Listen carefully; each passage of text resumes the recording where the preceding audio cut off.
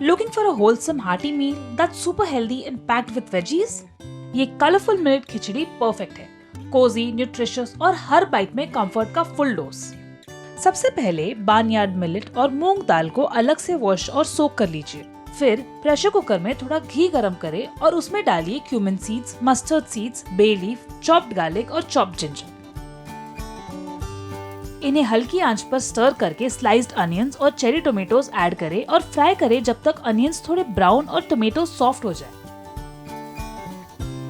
अब ऐड करें टर्मरिक, गरम मसाला, ब्लैक पेपर पाउडर और कोरिएंडर पाउडर।